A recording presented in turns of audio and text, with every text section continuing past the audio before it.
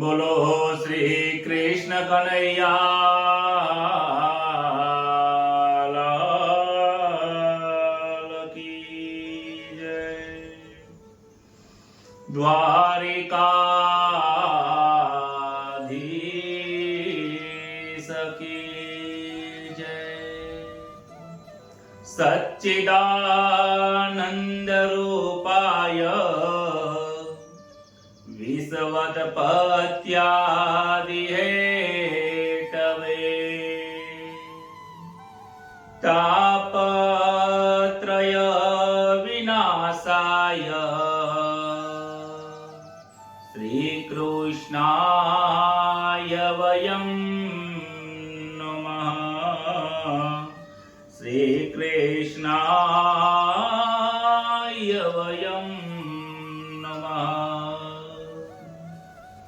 Hazy प्रथम नमो गुरुदेव ने hazy लरी लरी लागो पाय मात पिता ने वंदन करो राखो शरण निमान।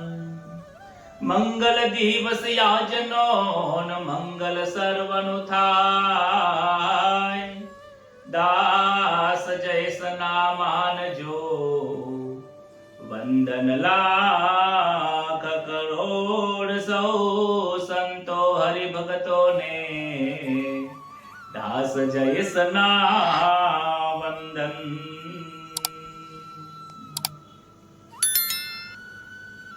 श्री परमात्मने नमः। श्री गणेशाय नमः। परम पवित्र श्रीमद भगवद गीता आ शास्त्रनी अंदर आ महान एवा ग्रंथनी अंदर अनेक प्रकारना योगोનું વર્ણન કરેલું છે। આપણે જોઈ ગયા છીએ કે ભગવાન શ્રી કૃષ્ણએ અર્જુનને શ્રીમદ ભગવદ ગીતાના ઉપદેશની અંદર એમનો જો વિષાદ થયો છે વિષાદને દૂર કરવા માટે અનેક પ્રકારના યોગોનો ઉપદેશ આપ્યો છે।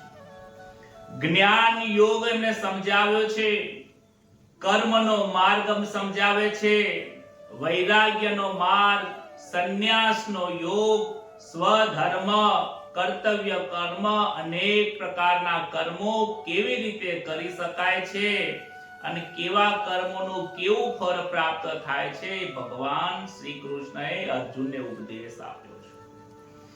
આ ઉપદેશ ફક્ત ને ફક્ત અર્જુન માટે નથી પરંતુ કહે છે કે આ યોગ મેં તને કહ્યો પણ તારા કારણે જગતના લોકો એને પોતાના જીવનમાં ઉતારીને પોતાનું કર્તવ્યનું પાલન કરીને જીવનમાં ઉદ્ધાર કરી શકે છે। ભગવદ ગીતા એક એવો યોગ દર્શન શાસ્ત્ર છે કે જે દર્શન શાસ્ત્રથી ભગવાનના દર્શન થાય છે। ભગવાન આ પરમાત્મા જે છે એ જ આ અર્જુનને જ્ઞાન આપે છે, એ જ્ઞાન આપણને આપે છે। અનેક પ્રકારના આપણે યોગો જોઈ ગયા છીએ। આ છઠ્ઠા અધ્યાયની અંદર હવે ભગવાન એને ધ્યાન યોગ બતાવે છે। हे अर्जुन तो ध्यान योग थी पण मने प्राप्त થઈ શકે છે।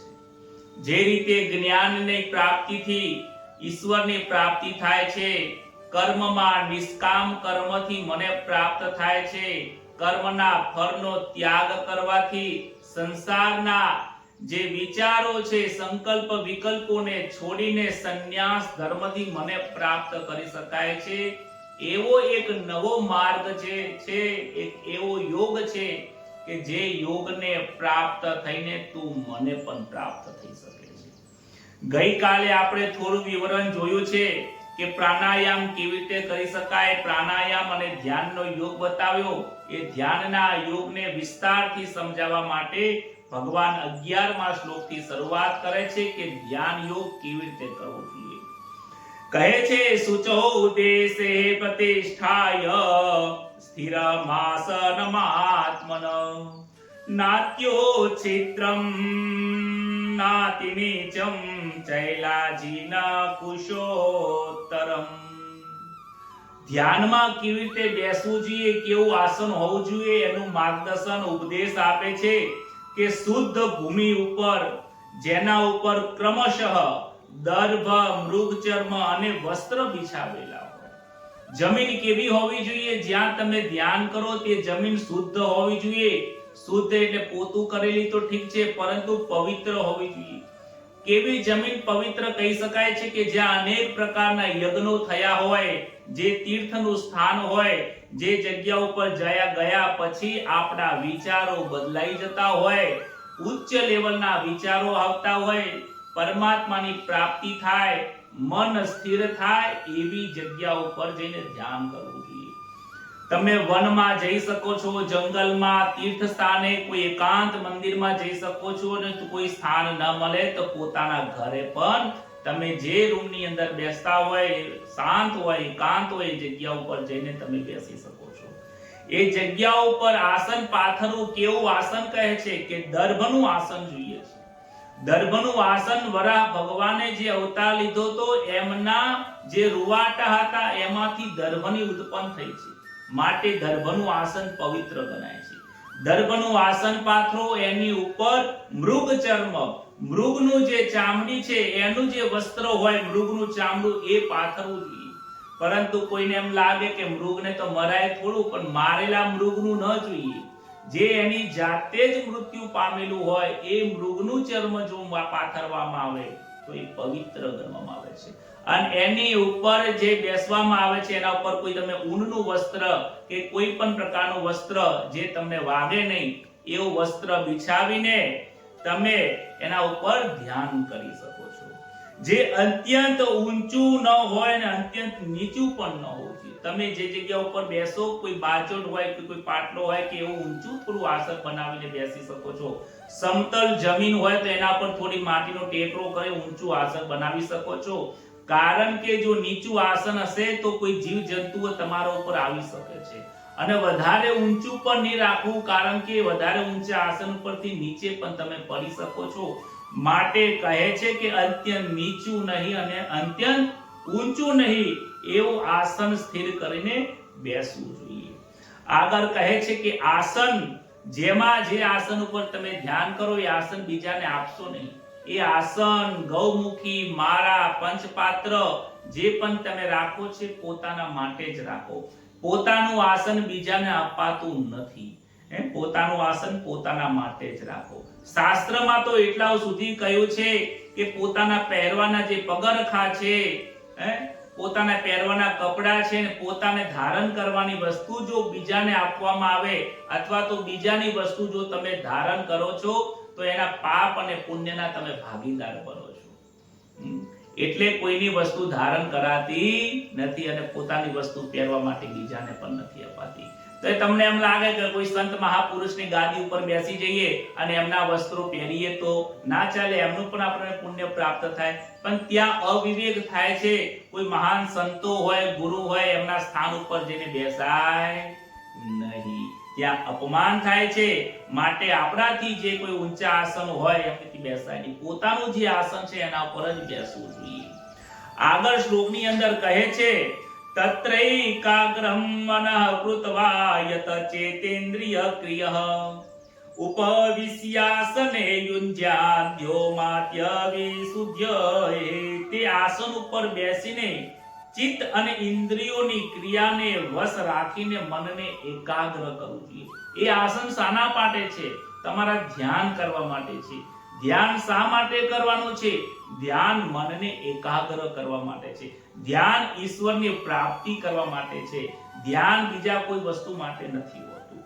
ઇન્દ્રિયોની ક્રિયાઓને વશ કરો. આ મન એટલું બધું વિચલિત છે કે મન જલ્દીથી સ્થિર થાય એવું નથી. આવો પ્રશ્ન અર્જુન આગળના અધ્યાયની અંદર પૂછે છે. પરંતુ કહે છે કે મન ખૂબ વિચલિત રહે છે, માટે મનને સ્થિર કરવાનો અભ્યાસ છે. નાનું બાળક હોય તો એને કોઈ 10મા 12મા ધોરણના દાખલા નથી આવડતા, પરંતુ બાળપણથી એને 1 2 3 શીખડાવવામાં આવે. જેમ જેમ મોટો થાય એમ એમ એનો અભ્યાસ અઘરો થતો જાય અને આગળ જતા જતા એક દિવસ એવું બને છે કે ડોક્ટર, એન્જિનિયર અને મોટો શિક્ષક વિદ્વાન બની જતો હોય છે. ક્યારે બને છે કે જ્યારે 12 વર્ષ સુધી એને તપશ્ચર્યા કરે છે. ડોંગરજી મહારાજ પણ કહે છે એક આસન પર 12 વર્ષ સુધી તપશ્ચર્યા કરવામાં આવે, 12 કરોડ જપ કરવામાં આવે, ત્યારે થોડી સિદ્ધિ અને થોડો અનુભવ થાય છે. 4 દિવસ બેઠા 5 દિવસ છોડી દઈએ તો એવું ચાલતું નથી. મનને વશ કરીને અંતઃકરણની શુદ્ધિ માટે અભ્યાસ કરવો જોઈએ. જે આ 12મા નંબરનો શ્લોક છે એ અભ્યાસ કરવાનો જ કહે છે. તમે અભ્યાસ કરો, લગાતાર રોજના 3 કલાક તો ઓછામાં ઓછું બેસવું પડે. તમે દરરોજ બેસો ત્યારે જ તમને એમાં સિદ્ધિ મળશે. 2 દિવસ ધ્યાન કર્યું, 4 દિવસ છોડી દીધું તો એ સિદ્ધિ પ્રાપ્તિ થતી નથી. લગાતાર 3 કલાક ન બેસી શકાય તો શરૂઆતમાં 5 મિનિટ બેસો, પછી 10 મિનિટ બેસવાનો પ્રયત્ન કરો, કલાક બેસો, 2 કલાક બેસો. ઓછામાં ઓછા 3 કલાક તમે બેસો ત્યારે તમારું મન સ્થિર થશે. કદાચ મનની અંદર ચંચલતા આવે તો એવો વિચાર ના કરશો કે મારું મન સ્થિર થતું નથી, અમે ધ્યાન કરીએ, મારે પણ ધ્યાનની અંદર બેધ્યાન થઈ જવાય છે, તો ચિંતા ના કરશો. આ શરૂઆતના અંદર દરેકને આવું થતું હોય છે. જ્યારે મન બીજી જગ્યા ઉપર જતું રહે ને યાદ આવે કે મન બીજે જતું રહ્યું છે તો મનને પાછું લાવો.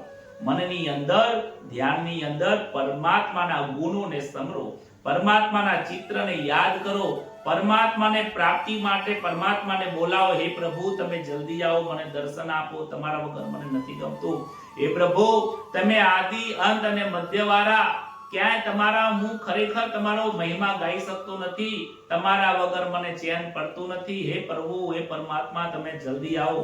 પેલો કાળ રાજા આવે અને યમ આવે એની પહેલા હે પ્રભુ તમે નારાયણ સ્વરૂપમાં જલ્દીથી આવો અને મને દર્શન કરો. વારંવાર પ્રભુની પ્રાપ્તિ માટે તમે વારંવાર ભગવાનને કહેતા રહેશો તો તમારું મન બીજે ક્યાંય જવાનું નથી.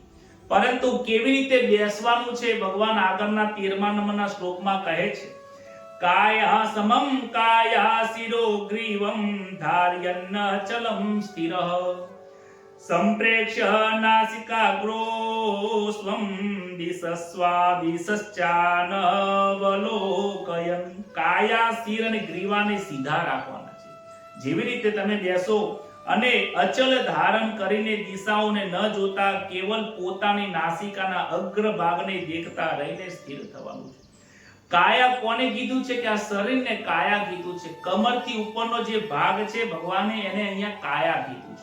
તમે કોઈ પણ આસનમાં બેસી શકો છો, એવું કહ્યું નથી કે તમે પદ્માસન વાળીને બેસો કે એક પગ ઉપર બીજો પગ ચડાવીને બેસો કે વજ્રાસનમાં બેસો કે સિદ્ધાસનમાં બેસો. આસનમાં કોઈ વાંધો નથી, તમે જેમ અનુકૂળ હોય એ આસનમાં તમે બેસી શકો છો. પરંતુ એ આસનમાં બેસવાનું છે, ટટ્ટાર બેસવાનું છે, કમરથી ઝૂકી જવાનું નથી, ટટ્ટાર બેસવાનું કહ્યું છે. અને ગ્રીવા અને મસ્તક, શિર એટલે મસ્તક અને ગ્રીવા એ બંને ત્રણેય વસ્તુને ગ્રીવા, મસ્તક અને આ કાયા ત્રણેય વસ્તુને સીધી રાખવાની છે. મસ્તક આગળથી નીચું નથી કરવાનું. ઘણા લોકો જપ કરવા બેઠા હોય તો આમ લઈને બેઠા હોય, બેઠા બેઠા મારા કરતા હોય, આમાં ઊંઘીએ જવાય છે. ગ્રીવાને પાછળ નથી મૂકવાનું. ગ્રીવાને આમ ઘણા મારા કરતા આમ નથી, ડાબી બાજુ જમણી બાજુ મૂકવાથી અવિવેક થાય છે, એમાં નિંદ્રા આવી જતી હોય છે, એમાં મન સ્થિર થતું નથી. કહે છે કે તમારી કાયાને સ્થિર રાખો અને સિદ્ધિ રાખો. આ ત્રણ વસ્તુને સ્થિર રાખવાની જરૂર છે. માળા કરતા કરતા, ધ્યાન કરતા કરતા કોઈની સાથે ચર્ચા ના કરશો. ચર્ચા કરશો તો તમારું મન બીજે જતું રહેશે.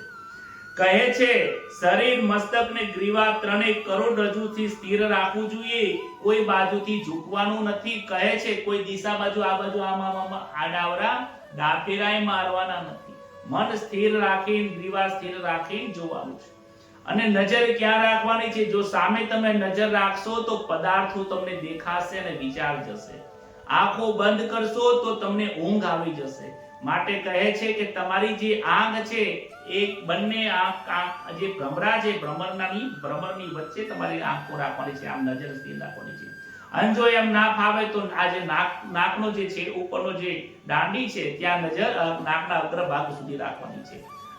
એટલે નાકને જોવાનું નથી, પણ આંખો થોડી અર્ધ ખોલેલી અર્ધ બંધ રાખવાની છે. બંધ રાખશો તો ઊંઘ આવી જશે, ખુલ્લી રાખશો તો પદાર્થ દેખાશે. માટે આંખને ધીમેથી પડદો મારી દેવાનો છે, અડધી જ રાખવાની છે. આ પ્રમાણે આસન ઉપર બેઠા બેઠા અચલ રહો. ઘડીકમાં અહીંયા ખણ્યું, આમ ખણ્યું, માથા પર હાથ લગાયો, શરીરને હલાવશો નહીં. જેટલું તમારું કાયા શરીર, મસ્તક, ગ્રીવા શરીરથી તમે સ્થિર બેસશો એટલું જ ધીમે ધીમે ધીમે તમારું મન સ્થિર થતું જશે. રાત્રે જુઓ તમે વારંવાર હલ હલ કરો તો તમને ઊંઘ નહીં આવે. કેમ? મન સ્થિર જ ન થતું હોય, વિચારો કરતું હોય. જો ઊંઘ તમને ન આવતી હોય તો એક સિમ્પલ ઉપાય છે. એક જ સ્થિતિમાં 15 થી 20 મિનિટ, અડધો કલાક સુધી સૂઈ રહો, લંગારે હલશો નહીં અને મનને શાંત કરવાનો પ્રયત્ન કરો તો તમને જરૂર ત્યાં ઊંઘ આવી જશે. ઘણા લોકોને નિંદ્રાની તકલીફ ખૂબ થતી, પણ વારંવાર હલ હલ કરે એટલે ઊંઘ ન આવે. એટલે પણ અહીંયા ધ્યાનમાં કીધું છે કે તમે સ્થિર રહેશો તો મન ધીમે ધીમે શાંત બનશે. આગળના શ્લોકમાં ભગવાન કહે છે કે સ્થિર થશે તો તમને કેવું લાગશે? પ્રશાંતાત્મા વિગતભીર બ્રહ્મચારી વરે વ્રતે સ્થિતઃ મન સંયમ્ય મચ્ચક્તો યુક્ત આસીત મત્પર. જેનું અંતઃકરણ શાંત છે, મન જેમ જેમ શાંત થશે એમ તમારું અંતઃકરણ શાંત થશે. મનના વિચારો ધીમે ધીમે શાંત થશે, વિચારો ધીમે ધીમે લય પામશે અને તમને ભય પણ નહીં લાગે. ભય રહિત થવાનું છે. જે અંતઃકરણ જેનું શાંત થઈ જાય, ભય રહિત. ભય રહિત કેવી રીતે બને? કે આ ધ્યાન હું કરું છું તો તમને ડર લાગે કે ધ્યાન હું કરું છું, ધ્યાનમાં કોઈ ખરાબ વિચાર આવશે તો મને શું થશે? ઘણી વખત કોઈ કાર્ય કરો, કાર્ય કરવામાં તમે પોતાનો અહંકાર હોય તો તમને ભય લાગે છે. ભય ત્યારે જ લાગે છે કે જ્યારે કંઈ ખોટું થાય છે. સંસારમાં જેટલા પણ કાર્ય થાય છે એ ખોટા વ્યક્તિની સાથે સંબંધ થાય છે, એટલા માટે ત્યાં ભય લાગે છે. કેમ? સંસાર અસત્ય છે તો અસત્યનો વ્યવહાર પણ અસત્ય છે, માટે સંસારમાં ભય રહેલો છે. અને અભય કોણ છે? કે જે પરમાત્મા સત્ય છે અને સત્યની સાથે વ્યવહાર હોય તો કોઈ ભય લાગતો નથી. સંસારમાં જો જે સત્યની સાથે ઊભો છે ને એને ડર ન લાગે, પણ જે ખોટું કામ કર્યું હશે તો એને ડર લાગતો હશે. માટે કહે છે કે સત્યના વ્યવહાર કરજો, સત્યનો જ વિચાર કરજો, પરમાત્માનો વિચાર કરશો તો ભયમાંથી મુક્ત થશો અને બ્રહ્મચારીમાં સ્થિત છે. અહીંયા બ્રહ્મચારી એટલે લોકોને એમ લાગે કે આખી જિંદગી લગ્ન ના કર્યા એટલે બ્રહ્મચારી કહેવાય. એવું નથી. આખી જિંદગી લગ્ન ન કર્યા હોય તો ખરાબમાં ખરાબ એ બ્રહ્મચારી હોતો પણ નથી ઘણી વખત. કારણ કે બ્રહ્મચારી ફક્ત વીર્યની રક્ષા કરવી એ જ બ્રહ્મચારી નથી. એ તો છે જ, લગ્ન ન કરવા એ બ્રહ્મચારી છે, એ વિચારસરણી ખોટી છે. બ્રહ્મચારી એને કયો છે કે જે આ 10 ઇન્દ્રિયો છે, 4 અંતઃકરણ, મન, બુદ્ધિ, ચિત્ત, અહંકાર અને 5 વિષયો, આ બધા જ માંથી જેને સંન્યાસ લઈ લીધો છે, એટલે કે એ પોતાનામાં વશ થયેલા છે. જેને આંખોમાં સ્વતંત્રતા નથી આપી, જેને જેમ જુએ એમ જુએ, આંખોથી, કાનને જેમ જુએ એમ જુએ, એવી સ્વતંત્રતા જેને નથી આપી, જેને મનને સ્થિર કર્યું છે, મનને પોતાને વશ કર્યું છે, વિષયોમાં પોતાને વશ કર્યું છે, એ વ્યક્તિ જ અંતઃકરણને શુદ્ધ કરી શકે છે અને એ જ વ્યક્તિ બ્રહ્મચારી છે. ઇન્દ્રિયોના ઉપર જેને કાબુ મેળવ્યો છે, 5 વિષયોમાં જેને કાબુ મેળવ્યો છે, એ જ સાચો બ્રહ્મચારી છે. ભગવાનને 16,000 રાણી હતી, છતાં પણ ભગવાન શ્રી કૃષ્ણ બ્રહ્મચારી હતા. શ્રી રામચંદ્ર ભગવાન પણ બ્રહ્મચારી હતા. નરસિંહ મહેતા, મીરાબાઈ, તુકારામ, આ બધા જ લોકો બ્રહ્મચારી હતા. કેમ? કારણ કે એમનું મન વિષય અને વાસનામાં જતું જ નતું, માટે એ ખારો બ્રહ્મચારી છે. ત્યારબાદ કહે છે કે ગમે તેવી પરિસ્થિતિની અંદર નિર્માણ થઈ જાય એવો સાવધાન યોગી, જેનું મન વિષયોમાં ના જાય, એમાં જે સાવધાન રહે છે, એ જ યોગી મનનો સંયમ કરીને, મન ઉપર જે સંયમ રાખે છે, એ જ વાત આવે છે. અને સંયમ કરીને મારામાં જે ચિત્ત જોડે છે, મારા પરાયણ થઈને વ્યક્તિ રહે છે, એ જ મને પ્રાપ્ત થાય છે. ધ્યાનમાં પણ બેસો, મન ભલે બીજી જગ્યાએ જતા રહે પણ ચિંતા ના કરશો, પાછું લાવવાનો પ્રયત્ન કરો, વારંવાર આવો અભ્યાસ કરતા રહો. કહે છે કે ધ્યાન કરતી વખતે સાવધાન રહેવું અને સંસારમાંથી મનને હટાવીને ભગવાનમાં જોડવાનો અભ્યાસ કરો. એકાંતમાં, વ્યવહારમાં ભગવાન જોડે મન જોડવાથી મન ત્યાં શાંત થાય છે, કારણ કે ભગવાન શાંત સ્વરૂપ છે. હરતા ફરતા જ્યારે પણ સમય મળે, ઘણા લોકોને કહે કે અમને ધ્યાન કરવાનો સમય નથી મળતો. દુનિયામાં એવું કોઈ નથી કે એને સમય નથી મળતો. ખાવા માટે સમય 2 કલાક મળે છે, હોટલ ઉપર જઈને ગપ્પા મારવાનો સમય મળે છે, અને બહાર ફરવા જવા માટે લોકોને અઠવાડિયાના દિવસ માટે સમય કાઢે છે. વિદેશની યાત્રા લાખ રૂપિયા ખર્ચો કાઢવા માટે ટાઈમ મળે છે. આ જવા માટે પણ ટાઈમ મળતો હોય છે. પૈસા કમાવા માટે સમય મળે છે. ગપ્પા મારવા માટે, લોકોની નિંદા કરવા માટે સમય મળે છે. કોઈ એમ કે મારી પાસે સમય નથી, એ વાત તદ્દન માનવામાં આવે એવી નથી. પૈસા કમાવા માટે કેટલો સમય મહેનત કરે છે, 8 કલાક કે 9 કલાક 10 કલાક આવવા જવામાં તમારી પાસે સમય છે, એમાં ભગવાનનું નામ લઈ શકાય છે. ગાડીમાં બેઠા હોય, મેટ્રોમાં બેઠા હોય, કંપનીની ગાડી આવતી હોય, એમાં જતી વખતે પણ તમે તમારું મંત્રનું ધ્યાન કરી શકો છો. નવરા બેઠા હોય ત્યાં ધ્યાન કરી શકો છો. દુકાને પણ બેઠા હોય ત્યાં બેઠા જો કસ્ટમર આવે તો કામ કરો, ગ્રાહક ન આવે તો હાથમાં બેઠા મારા કરી શકો. મારા ન હોય તો ઈશ્વરનું તમે ચિંતન કરી શકો છો. રાત્રે સુતા મોબાઈલ ઉપર આપણે અનેક પ્રકારના વિડીયો જોઈએ તો એના કરતાં બેટર છે કે આવી કથાઓ સાંભળીને મનને શાંત રાખવાનો પ્રયત્ન કરી શકીએ છીએ. જરૂરી નથી કે તમે ક્યાં બેઠા છો, પણ જરૂરી એ છે કે તમારું મન કઈ જગ્યા ઉપર છે. માટે આ જે ધ્યાનની જે પ્રક્રિયા છે એના માટે તમે દરરોજ અડધો કલાક ન કાઢી શકીએ. દરરોજ અડધો કલાક 15 મિનિટ 20 મિનિટ તમે સમય નીકાળી શકો છો. પૈસા કમાવા માટે સમય નીકળે છે તો પોતાના કાર્ય કરવા માટે કેમ સમય ના નીકળે? સમય હોય જ છે, પરંતુ ભાઈને સમય આપવો નથી. ઈશ્વરે 24 કલાક આપી દીધા છે, પણ 24 મિનિટ આપવામાં આ જીવાત્માને જોર પડે છે. કેટલું જોર આવે, મારા શું કરું, મને ટાઈમ જ હોતો નથી. તમારી કથા, મારી કથા નથી સાંભળવાની, આ ભગવદ કથા સાંભળવાની છે. જયેશભાઈની કથા સાંભળવાની નથી. લોકો કહે જયેશભાઈની કથા બહુ સારી છે. જયેશભાઈની કોઈ કથા સારી નથી. જયેશભાઈએ જીવનમાં જે કહ્યું છે એને ખરેખર જયેશભાઈની કથામાં કોઈ રસ રાખશો નહીં. આ મહારાજની કથા બહુ સારી આવે, એના જીવનમાં કોઈ કથા સારી નથી. કથા ભગવદ કથા સારી હોય છે. ભગવાનના જીવનનું ચરિત્રની કથાઓ સારી હોય છે. મહાન સંતોનું જીવન ચરિત્રની કથાઓ સારી હોય છે. એનું વિચાર કરવાનો છે, એનું મનન કરો, એનું ધ્યાન કરો, તો જ પરમાત્મા કહેશે તમારું મન શાંત થશે અને મને પ્રાપ્ત થશે. આગળ પરમાત્મા કહે છે યુજ્જનેવમ સદાત્માનમ યોગી નિયત માનસ શાંતિ નિર્વાણ પરમામ મત સંસ્થામધિગચ્છતિ. ખૂબ સુંદર વાત કરી છે. નિયત મનવાળો યોગી મનને આ રીતે પરમાત્મામાં જોડતો રહીને મારામાં સમ્યક સ્થિતિવાળી પરમ નિર્વાણ શાંતિને પામે છે. એ શાંતિની વાત કરી છે કે જે શાંતિને પ્રાપ્ત થયા પછી બીજી કોઈ શાંતિને પ્રાપ્ત થવાની જરૂર નથી, અને એ શાંતિને પ્રાપ્ત થઈને વ્યક્તિ મને પ્રાપ્ત થાય છે. આગળ કહે છે, શું કહે છે કે જેનો મન ઉપર અધિકાર છે એ જ નિયત માનસ છે. મન ઉપર જેને કંટ્રોલ કર્યો છે, મનની ઉપર જેને જીત મેળવી છે, એને જ નિયત માનસ કહેવાય છે. એ જ પરમ નિર્વાણ પદને પ્રાપ્ત કરી શકે છે. સાધકની મોટી ભૂલ થાય છે કે પોતાની જાતને ગૃહસ્થ માને છે.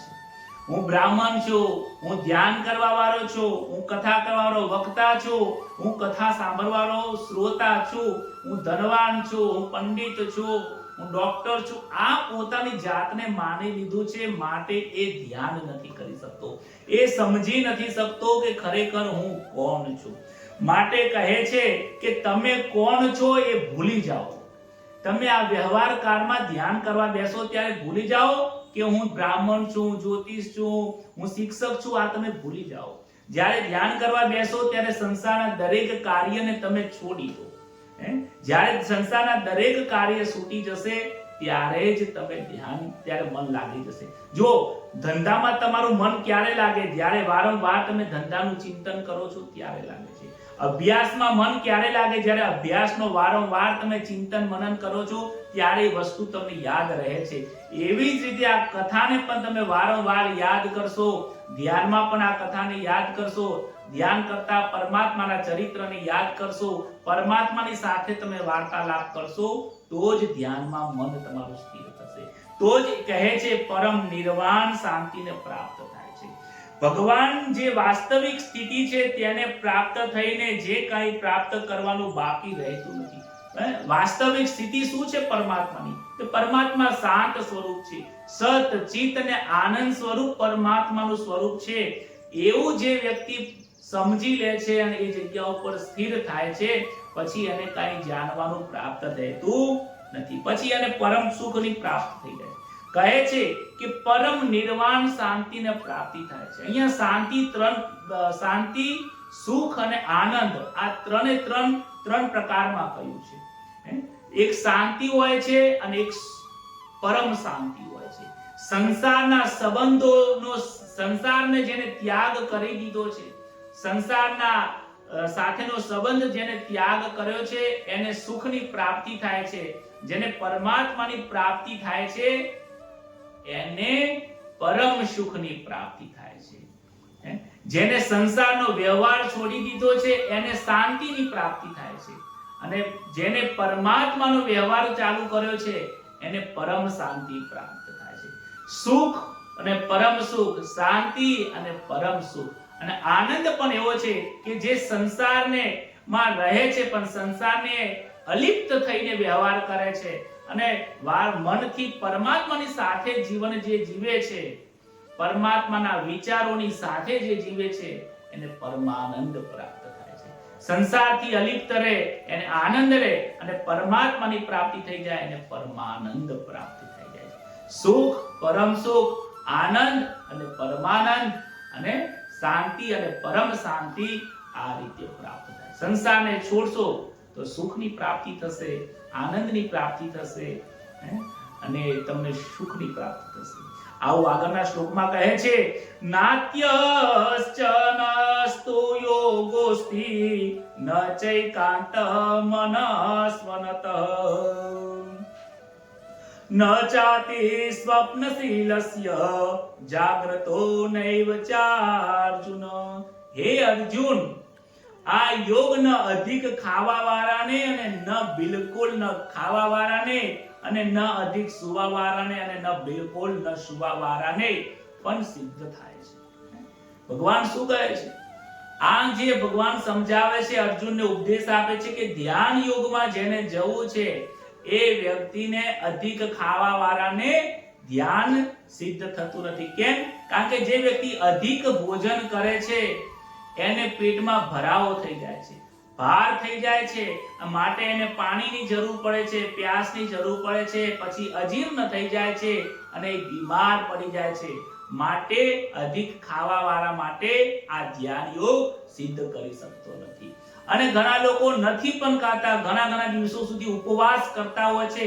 વધુ પડતા ઉપવાસ કરવાથી કે બિલકુલ ભોજન ન કરવાથી શરીર પણ અશક્ત થઈ જાય છે. અશક્ત થવાથી શરીરમાં બીમારીઓ આવી જાય છે અને બીમાર વ્યક્તિ પણ ધ્યાનનો યોગ કરી શકતો નથી. એનું મન મારામાં લાગતું નથી. તમે જોજો, જે બહુ જ ભોજન કરતો હશે ને ભોજનમાં જ રસ હશે, સારું ખાવામાં, સારું પીવામાં જ રસ હોય, એને ધ્યાનમાં રસ લાગતો નથી. જેને ધ્યાન સિદ્ધ કર્યું છે, તમે એ સંતો અને એ વ્યક્તિ ઉપર તમે વિચાર કરો, એમના જીવનના વ્યવહાર ઉપર વિચાર કરશો તો ખબર પડશે કે એ લોકોએ ભોજન ખૂબ જ નહીવત પ્રમાણમાં કર્યું છે, માપસરમાં જ ભોજન કર્યું છે. અને ભોજન કેવું હોવું જોઈએ? ભોજન પણ સાત્વિક ભોજન હોવું જોઈએ. આહાર અને વિહાર વિશે આગળના શ્લોકમાં આવશે કે ભોજન પણ પોતાના પૈસાનું જ ભોજન હોવું જોઈએ, બીજાનું પારકું મફતનું ભોજન ના હોવું જોઈએ. બીજું ભોજન કહે છે સાત્વિક ભોજન હોવું જોઈએ અને માપનું ભોજન હોવું જોઈએ. અધિક ખાવા વાળો અને અધિક ન ખાવા વાળો પણ બિલકુલ ન ખાવા વાળાને ધ્યાન યોગ સિદ્ધ થતું નથી. અને આગળ કહે છે કે વધારે સુવા વાળા વ્યક્તિને પણ ધ્યાન યોગ સિદ્ધ થતો નથી. કારણ કે વધારે સુવામાં જાય તો એ ધ્યાન પછી ક્યારે કરે? એ ક્યારેક પોતાનો વ્યવહારનું કાર્ય કરે તો અને ક્યારે એ ધ્યાનનો અને પરમાત્માની પ્રાપ્તિ માટે કાર્ય. અધિક સુવા વાળાને પણ ધ્યાન યોગ થતો નથી, કારણ કે અધિક સુવા પછી રાત્રે અનેક પ્રકારના સપનાઓ આવતા હોય છે, મન વિચલિત થઈ જાય છે. અને બિલકુલ ન સુવા વાળા વ્યક્તિને પણ ધ્યાન યોગ થતો નથી, કારણ કે પછી એમની નિંદ્રા પૂરી થતી નથી અને શરીર પણ શિથિલ થઈ જતું હોય છે. વધારે ઉજાગરા કરવા વાળા માટે પણ ધ્યાન યોગ સિદ્ધ થતો નથી. માટે તમે જોજો ઘણી વખત બહુ ઊંઘ્યા હશો ને ઊંઘ પૂરી થઈ જાય ને છતાં પણ ઊંઘ પૂરી થઈ ગયા પછી માણસ પડ્યા રહે. પડ્યા ખબર હોય ઘરમાં શું બોલે છે, શું ચાલે છે, શું થઈ રહ્યું છે, મારા વિશે કોણ ચર્ચા કરી રહ્યો છે, એ ઊંઘ્યો પડ્યો માણસ બધું સાંભળતો જ હોય, પરંતુ ખબર નથી પડતી. ઊંઘ પૂરી થઈ જઈ, હવે ઊભા થઈ જઈએ અને આપણે આપણું કર્તવ્ય કર્મ કરવાનું ચાલુ કરી પડ્યા જ રહેતે માણસો. આવી રીતે પડ્યા જીવનની અંદર આળસ બેસી જાય છે અને આળસ આ વ્યક્તિનો જીવાત્માનો મહાન શત્રુ છે. આગળના શ્લોકમાં કહે છે યુક્તાહાર વિહારસ્ય યુક્ત ચેષ્ટસ્ય કર્મસુ યુક્ત સ્વપ્નાવબોધસ્ય યોગો ભવતિ દુઃખઃ. આગળના શ્લોકમાં કહે છે દુઃખનો નાશ કરવા વાળો યોગ તો યથા યોગ્ય આહાર અને વિહાર કરવા વાળાનો, કર્મોમાં યથા યોગ્ય ચેષ્ટા કરવા વાળો તથા યથા યોગ્ય સુવા અને જાગવા વાળાને યોગ સિદ્ધ થાય છે.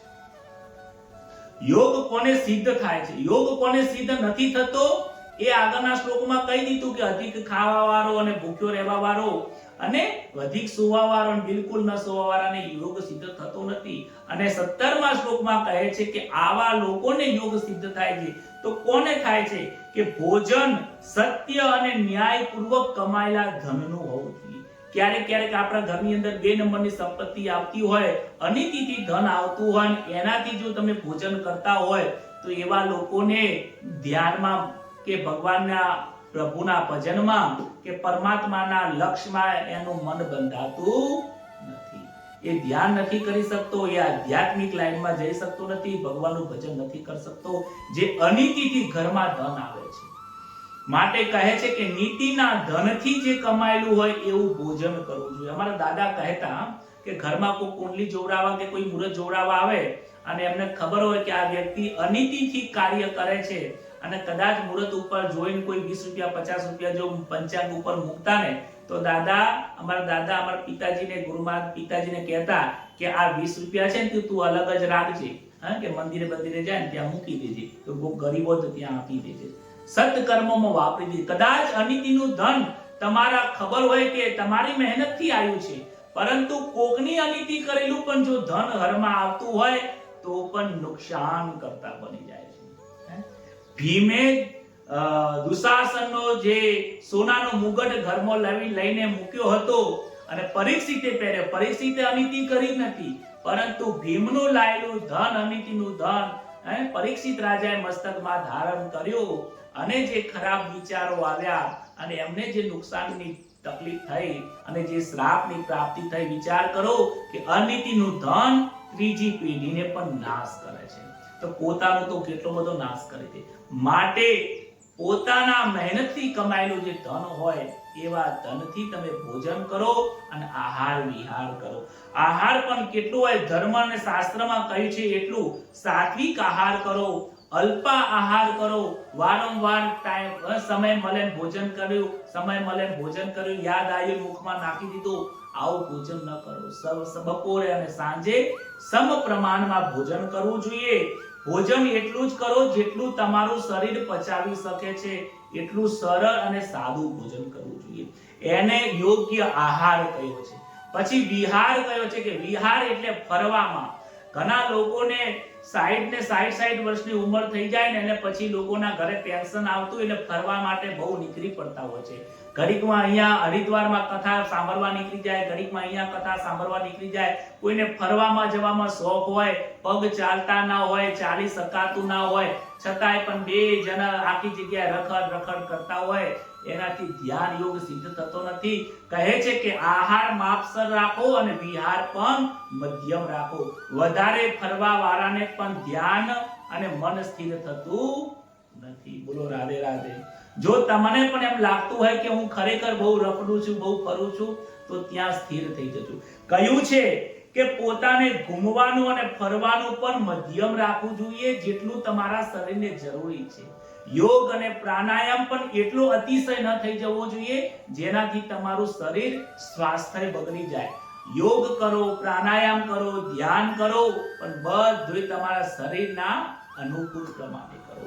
એટલો વધારે ફરવાથી શું થાય છે કે વધારે ફરવાથી મનને અનેક પ્રકારની વૃત્તિઓ કામ કરે છે. તમે જુઓ, તમે જેટલી જગ્યાએ અલગ અલગ જગ્યાએ કથા સાંભળવા જતા રહેશો ને, 7 દિવસની કોઈ જગ્યાએ માન લો કે સુરતમાં કે અમદાવાદમાં કથા બેઠી હોય તો દૂર દૂર 100 કિલોમીટરના ગામડેથી એક દિવસની રજા રાખીને માણસ પગથી ચાલી ના શકાતું હોય ગરમીની અંદર ત્યાં જઈને કથા સાંભળવા જાય છે. સારું છે, કથા સાંભળવા માટે જવું યોગ્ય છે, પરંતુ એ કથા સાંભળીને જો જીવનમાં ઉતરી જાય તો સારું છે, નહીતર એ કાઢેલો ધક્કો છે ને એ માથે પડે છે. એક દિવસ એ નોકરી છોડીને કથા સાંભળવા ગયા, એ ધક્કો માથે પડે છે.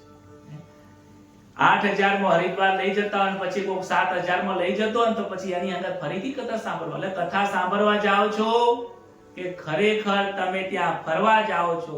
કારણ કે હોય છે કે સવારમાં કથા હોય અને બપોર પછી ફરવા લઈ જવાની હોય. કેમ? જો ફરવા ના લઈ જાય તો પેલાનો ધંધોય ના ચાલે. પછી સમજીને વિચાર કરજો. હું કોઈની નિંદા નથી કરતો, પરંતુ તમે સમજદાર માણસ છો. તમે આપણે ભાગવત કથા અને સાચું જ્ઞાન પ્રાપ્ત કરવા બેઠા છીએ. કથા સાંભળવા જવું જોઈએ, એ આપણો સ્વધર્મ છે. પણ ત્યાં સાંભળવા જઈએ છીએ કે ફરવા જઈએ છીએ એનું લક્ષ્ય વિચાર કરીને જજો. કથા સાંભળવા જઈએ પછી ફરવાનું થઈ જતું હશે ને તો આ ગીતાજીના 17મા શ્લોકના 6થા અધ્યાયની અંદર કહે છે, આહાર અને વિહાર મધ્યમ રાખો. ઘરે બેઠા જ જો જ્ઞાન પ્રાપ્ત થઈ જતું હોય અને સાચું માર્ગદર્શન મળતું હોય તો વિહાર કરવાની ત્યાં જરૂર નથી. એવું હિતકારી વિહાર કરવું જોઈએ. અને ત્યારબાદ આવે છે કે યથા યોગ્ય ચેષ્ટા કરવો જોઈએ. બ્રાહ્મણ, ક્ષત્રિય, વૈશ્ય, શૂદ્ર ચારે વર્ણાશ્રમને જે કર્તવ્ય કર્મ આપ્યું છે એ કર્તવ્ય કર્મ પ્રમાણે દરેકના આહાર અને વિહાર હોય છે. અને શરીર નિર્વાહ પ્રમાણે કુટુંબીઓ અને સમાજને હિત બુદ્ધિ રાખીને લોકોની સેવાની સાથે કર્તવ્ય કર્મ કરવું જોઈએ. એને ચેષ્ટા કહ્યું છે.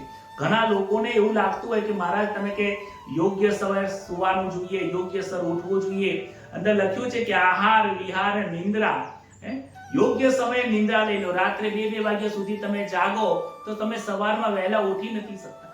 માટે કહે છે કે રાત્રે 9:30 પછી 10 વાગી જાય, 10, 10:30 નિંદ્રા લઈ લેવી જોઈએ અને સવારમાં બ્રહ્મ મુહૂર્તમાં જાગી જવું જોઈએ. વહેલા ઊંઘશો તો જ વહેલા ઉઠી શકશો. મોડા ઊંઘશો તો તમારી જીવનની જે વ્યવહાર દિનચર્યા છે એ બગડી જશે અને શરીરમાં રોગો આવશે. તો ઘણા લોકો એમ કે મહારાજ અમારે નાઇટ શિફ્ટની નોકરી હોય તો શું કરીએ? તો એવા લોકો માટે, જે અતિશય બીમાર લોકો છે એવા લોકો માટે કહ્યું છે દેશ, કાળ અને પરિસ્થિતિ પ્રમાણે તમને જેવી પરિસ્થિતિ પ્રમાણે મળી છે એ પરિસ્થિતિમાંથી અમુક સમયને નીકાળીને તમે ધ્યાન, યોગ અને ભગવાન માટે થોડો સમય નીકાળો. ઓછામાં ઓછો 24 કલાકમાંથી 1 કલાક નીકાળવો જોઈએ. 1 કલાક જો ન નીકાળો તો 24 મિનિટ તો રોજ તમારે આપણે ભગવાન માટે નીકાળવી જોઈએ. આગળના શ્લોકમાં 18મા શ્લોકની અંદર કહે છે, યદા વિનેયતમ ચિત્તમ આત્મન્નેવાવતિષ્ઠતે નિસ્પૃહ સર્વકામેભ્યો યુક્ત ઇત્યુચતે સદા. વશમાં કરેલું ચિત્ત જે સમય પોતાના સ્વરૂપમાં જે સ્થિત થઈ જાય છે, પોતે સઘળા પદાર્થોથી નિસ્પૃહ થઈ જાય છે, તે સમયે તે યોગી કહેવાય છે. અહીંયા કોને કીધો છે? કોને યોગી કીધો છે? કે વશમાં કરેલું જેનું ચિત્ત છે, જેને પોતાના ચિત્તને પોતાના અંદર વશમાં કર્યું છે. ચિત્ત કોને કહેવાય? કે મનથી વિચાર, મનથી ઈચ્છા થાય છે અને એ જે વિચાર આવે છે એ ચિત્ત ચિંતવન કરે છે. જ્યારે આ જગતમાં કાંઈ જ નતું ત્યારે પરમાત્મા હતા. જ્યારે આ જગતમાં બધું જ વિનાશ થઈ જશે ત્યારે પણ પરમાત્મા હશે. પરમાત્મા આદિમાં હોય છે, મધ્યમાં હોય છે અને અંતમાં પણ. અંત કોનો? આ જગતનો પણ જ્યારે અંત થઈ જશે, આ સૃષ્ટિનો અંત થશે ત્યારે પણ પરમાત્મા તો રહેવાના છે. પરમાત્માનો કોઈ જન્મ અને મૃત્યુ નથી. જે આદિ અને અનાદિથી પરમાત્મા છે, જે અવિચલ છે, જે દરેક જગ્યા ઉપર સ્થિર છે, સમ છે, નિર્ગુણ છે, 3 ગુણોથી જે પર છે, અવિનાશી છે, જેનો ક્યારેય વિનાશ નથી, એવા અવિનાશીનું જે ચિંતન કરે છે એ ચિંતન એટલે જેનું એ ચિંતવન કરે છે અને એના સ્વરૂપમાં જ વારંવાર જે સ્થિત થઈને રહે છે, સઘળા પદાર્થોથી નિષ્પૃહ થઈ જાય છે. આવું જે ચિંતન કરે છે ને પછી એને સંસારના પદાર્થોનું ચિંતન થતું નથી, નિષ્પૃહ થઈ જાય છે. કહે છે કે જ્યારે પ્રાપ્ત અને અપ્રાપ્ત, તમને કોઈ વસ્તુ પ્રાપ્ત થાય તોય શું, ન પ્રાપ્ત થાય તો પણ શું થઈ ગયું. વારંવાર ધ્યાન કરીએ અને ધ્યાન કરતા કરતા જો પરમાત્માની પ્રાપ્તિ ન થાય, પરમાત્મામાં મન ન લાગે તો એ હારી જવાની જરૂર નથી. ગમે તેવી પરિસ્થિતિ આવશે તો હું મારું ધ્યાન અને મારું ભજન છોડવાનો નથી. આવું જેની સ્થિરતા આવી જાય છે એ નિષ્પૃહ બની જાય છે. એને પછી સંસારની કોઈ ફરક પડતો નથી. અને નિષ્પૃહ થઈ ગયા પછી એને યોગી તરીકે ઓળખવામાં આવે છે. યોગીનો મતલબ સમજજો. યોગ કરવા વાળાને યોગ નથી કહેવાતો, ધ્યાન કરવા વાળાને યોગી નથી કહેવાતો, નિષ્કામ કર્મ કરવાના વાળાને યોગી નથી કહેવાતો.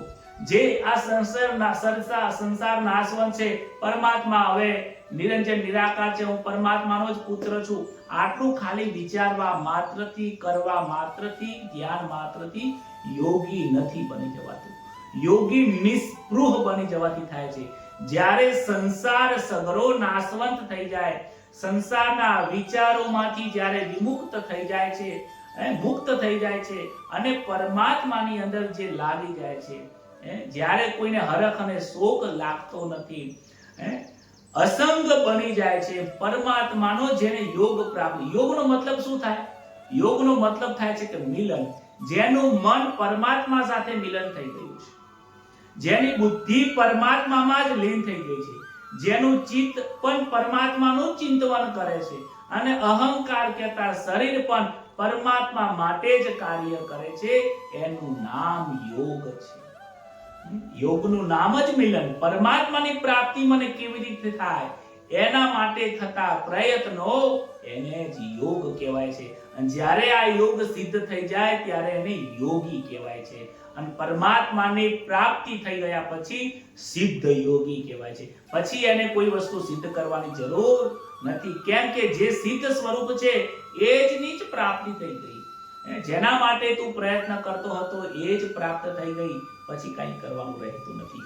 આગળના 19મા શ્લોકમાં કહે છે, યથા દીપો નિવાતસ્થો નેગંતે સોમમા સ્મૃતા યોગિનો યત ચિત્તસ્ય યુંજતો યોગમાત્મન. ભગવાન અહીંયા ઉદાહરણ આપે છે. જેમ મેં તમને યોગીનું ઉદાહરણ આપ્યું ને કે આને યોગ કહેવાય, આવો યોગી કહેવાય, આને સિદ્ધ યોગી કહેવાય, તો એનું ભગવાન એક ઉદાહરણ આપીને કહે છે, જેવી રીતે સ્પંદન રહિત વાયુના સ્થાનમાં રહેલા દીપકની જ્યોતિ ચેષ્ટા રહિત બની જાય છે અને યોગનો અભ્યાસ કરતા રહેલા જીતેલા ચિત્તવાળા યોગીના ચિત્તની જેવી જેની ઉપમા આપવામાં આવી છે.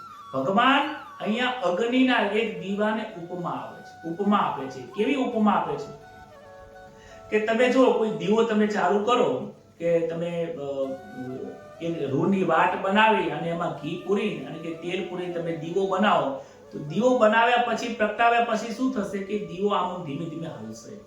જ્યાં સુધી એને પવનનો સ્પર્શ થાય છે ત્યાં સુધી એ દીવો હલવાનો છે. એ સ્પંદનના કારણે હવાનો સ્પર્શ થવાથી એ હલવાનો છે દીવો. એ દીવો સ્થિર રહી શકતો નથી, પરંતુ એ દીવાને સ્થિર કરવા માટે શું કરવું પડશે? હવાને બંધ તો નહીં કરી શકાય. જો હવા અને ઓક્સિજન નહીં મળે તો દીવો બુઝાઈ જશે. હવા છે તો જ દીવો ચાલશે, પરંતુ દીવો ચાલશે પરંતુ દીવો હલશે, સ્થિર રહેતો નથી. તો શું કરવું પડશે? એના ઉપર તમે કાચનો ગોળો મૂકી દેશો અને જેટલો ઊંચો કાચનો ગોળો હશે એટલાથી શું થશે કે દીવો સ્થિર થઈ જશે. કેમ સ્થિર થાય છે? કે જે હવા છે એ ડાયરેક્ટ હવાનો સ્પર્શ થતો નથી અને ઉપરથી જે ખુલ્લી જગ્યા છે ત્યાંથી એ દીવાને જેટલી જરૂર છે એટલી ઓક્સિજન લે છે, માટે દીવો સ્થિર થઈ જાય છે. એવી રીતે આ યોગીઓ પણ સંસારમાં રહે છે, સંસારનો વ્યવહાર કરે છે. હવા લેતો તો હોય છે, હવા એટલે ખાય પીવે ફરે હરે મોજ કરે મસ્તી કરે, લોકોની જોડે વાતો પણ કરે, પરંતુ આવા યોગીઓ કેવા હોય છે? સ્થિર બની જાય છે. એમનું મન ક્યાં હોય છે? પરમાત્મામાં સ્થિર થઈ જાય. એ વધારે બોલતા નથી, એ એ વધારે હસતા નથી, એ લોકોની મજાક કરતા નથી, વ્યવહાર કર્યા પૂર્ણ થયા પછી પોતાના સ્વ સ્વરૂપના વ્યવહારમાં આવી જાય છે. જે વધારે બોલે છે, વધારે હસે છે, વધારે પડતો શરીરથી વધારે પડતી ક્રિયાઓ કરે છે, જે વધારે ચલાયમાન છે મનથી કે શરીરથી, એ પરમાત્માની પ્રાપ્તિ કરી શકતો નથી. કેમ નથી કરી શકતો? પરમાત્મા અવિચળ છે, સમજજો. અને આ જગતની અંદર દરેક વસ્તુ ચલાયમાન છે, માટે જો ચલાયમાન થવાથી અવિચળની પ્રાપ્તિ થતી નથી. અવિચળની પ્રાપ્તિ થવા માટે જ મનને જેમ સ્થિર કરવા માટે ધ્યાન યોગ કયો છે, એવી રીતે વધારે પડતું હસવું, વધારે પડતું બોલવું, વધારે પડતો લોકોની સાથે સંબંધ, વધારે પડતો વ્યવહાર, આ જેટલું ઓછું અને માપનું થઈ જશે એટલું તમારું જીવન સરળ અને શાંત બનતું જશે. દીવાને જેટલો હલશે ને એટલું ઘી વધારે પીશે. કેમ? વધારે દુખી થાય છે વધારે દુઃખ પીશે. જેટલું સંસારમાં તમે ચલાયમાન રહેશો એટલું જીવાત્માને વધારે દુખી થશે. અને તમે જુઓ, સંસારમાં દુઃખ જ મળે છે. અને સાચા અને શ્રેષ્ઠ પુરુષો સંસારમાં રહે છે, પરંતુ શું કરે છે? આગળ પરમાત્માના નામની શું કરે છે? વાડ બનાવી દે છે, કાચનો ગોળો મૂકી દે છે. માટે જેટલી જરૂર છે એટલું કાર્ય કરીને પાછા પોતાનું કાર્ય કરે છે. એટલે શાંત બેઠા હોય છે, આનંદ હોય છે. આવા કેવા લોકો હતા? નરસિંહ મહેતા હતા. અનેક પ્રકારના દુઃખ આવ્યા પરંતુ શાંત રહે. તુકારામની પત્ની તુકારામને મારતી હતી, છતાં પણ ક્યારે એમને ભજનમાં લખ્યું નથી. મોજથી મસ્તી કરે છે. વાહ રે વાહ પ્રભુ, ખૂબ આનંદ થયો. શેરડીના સાંઠાથી તુકારામને માર્યો અને શેરડીના સાંઠા બે થઈ ગયા. એટલે તુકારામ કહે છે કે મન તો યજમાને એક જ શેરડી દક્ષિણામાં આપી હતી, તો હવે શું કરીશું? કે તે બે કર નાખી, મને મારી બે ટુકડા થઈ ગયા. લે હવે એક તું ચૂસ અને હું ચૂસ, આપણે બેનું આજનો દિવસ નીકળી જશે. આમાંય આનંદ કરી રહ્યા છે. વિચાર કરો, તુકારામની શ્રેષ્ઠ ભક્તિ અને વિચાર સમની શાંત કેટલા શાંત છે. બરડામાં એક શેરડીનો સાંઠો માર્યો છે એની પત્નીએ, બે ટુકડા થઈ ગયા અને શાંત છે. આવા સિદ્ધ પુરુષો માટે આકાશમાંથી વિમાન આપતા હોય છે. વેવાઈના કેટલો ત્રાસ છે, વેવાણનો કેટલો ત્રાસ છે નરસિંહ મહેતાને, છતાં પણ મન શાંત છે. અમારા દાદાજીને પણ જીવનમાં ખૂબ સગા સંબંધીઓથી તકલીફ પડી, પરંતુ એમને એમના જીવનમાં એટલા શાંત રહ્યા છે, મોંમાંથી ક્યારેય કહ્યું નથી કે અમારા સંબંધીઓ આવા છે, જીવનમાં આવું દુઃખ પડ્યું છે. ખરેખર એ સદગુરુ મહારાજને મારા કોટી કોટી વંદન કે જીવનમાં સ્થિરતા એમને અમને શીખવી છે. અનેક પ્રકારની મુસીબતો આવે છતાં પણ સ્થિર રહે, આવા સિદ્ધ પુરુષો છે. એટલે એને સ્પંદન રહિત કયો છે. સંસારના સ્પંદ થવો ના જોઈએ, સંસારના વ્યવહારોનો સ્પંદ થવો ના જોઈએ. જેને જેમ કરવું એમ કરે, મારે પરમાત્માની પ્રાપ્તિ કરવી છે. અને તમે પણ ખરેખર એવા યોગી છો. આપ સૌને પણ વંદન કે હજારો લાખો કામ મૂકીને તમે આ કથા સાંભળવા બેઠા છો. યત્ર પરમતે ચિત્તમ નિરુદ્ધમ યોગ સેવયા, યત્ર ચૈવાત્મનાત્માનમ પશ્યન્નાત્મપિતુષતિ. શું કહે છે? યોગનું સેવન કરવાથી જે અવસ્થા નિરુદ્ધ ચિત્ત ઉપરામ થઈ જાય છે, જે અવસ્થામાં પોતે પોતાની જાતને દેખતો રહીને પોતાની જાતમાં સંતુષ્ટ થઈ જાય છે. બહુ અઘરો આ શ્લોક છે. પોતાની જાતમાં પોતાનામાં સ્થિર થઈ જાય છે. થોડું સમજીએ. યોગનું સેવન કરવાથી જે અવસ્થામાં નિરુદ્ધ ચિત્ત ઉપરામ પામી જાય. આ નિરુદ્ધ ચિત્ત છે ને, એ નિરુદ્ધ એક પ્રકારની અવસ્થા છે. તમે જુઓ, જ્યારે કોઈ ધ્યાન કરે છે ને, તો એમાં ત્રણ પ્રકારનો એની અંદર ત્રિપુટી રહી છે. એક ધ્યાન કરવા વાળો જીવાત્મા, એટલે કે ધ્યાન કરવા વાળો, પછી ધ્યાન અને ધ્યેય, ધ્યાતા, ધ્યેય અને ધ્યાન, આ ત્રણ વસ્તુની ત્રિપુટી છે. હવે જ્યારે તમે ધ્યાન કરવા બેસો ત્યારે તમને મનમાં સૂક્ષ્મ અહંકાર હોય છે કે મારે આસન પાથરીને શું કરવું છે? ધ્યાન કરવું છે. એટલે તમે એવું વિચારશો કે હું ધ્યાન કરી રહ્યો છું. પછી તમે જે ક્રિયા કરી રહ્યા છો, આંખો બંધ કરીને મન સ્થિર કરીને પરમાત્માને યાદ કરો છો, આ ક્રિયા પણ તમને ખબર છે કે હું ધ્યાન કરું છું, એ ખબર છે, અને ધ્યાન કરી રહ્યો છું, એ ક્રિયા કરું છું, એ પણ તમને ધ્યાન છે. એટલે એને ધ્યાન કહેવાય છે. એક ધ્યાન કરવા વાળો, એક ધ્યાન, એક ક્રિયા અને બીજું ધ્યેય. તમારી લક્ષ્ય શું છે? કે પરમાત્માનું લક્ષ્ય છે. તો એ ધ્યેય, તમારું લક્ષ્ય પરમાત્માનું છે. એ ધ્યાતા એ પોતે થાય છે, ધ્યાન એ ક્રિયા છે અને ધ્યેય એ પરમાત્મા છે. આ ત્રણની સંપૂર્તિ છે. ત્યારે ધ્યેય ત્યાં સિદ્ધ થાય છે. ત્યારે એને શું કહે છે? ત્યારે એ વસ્તુને ધ્યાન લાગ્યું કહેવાય છે. પરંતુ જેમ જેમ તમે અભ્યાસ કરશો, અભ્યાસ કરતા કરતા પછી શું થશે? તો હું ધ્યાન કરું છું એ કરતાપણું તમારામાંથી છૂટી જશે અને પછી શું થશે? અંદર ધ્યાન રહેશે. હું આ ક્રિયા કરું છું એ પણ છૂટી જશે. બસ પછી તમે એક જ આંખો બંધ કરીને બેઠશો એટલે તમે ભૂલી જશો કે હું ધ્યાન કરું છું. હું ધ્યાન કરવા વાળો સૂક્ષ્મ અહંકાર નીકળી જશે અને ધ્યાન નામની ક્રિયા થઈ રહી છે એ પણ ભૂલી જશો. ફક્ત એક ધ્યેય રહેશે, એને સમાધિ કહેવામાં છે. બસ તમારું મન જેવા તમે બેસો એટલે તરત જ ત્યાં પરમાત્મામાં મન લાગી જાય છે. એ સમાધિ કહેવાય છે.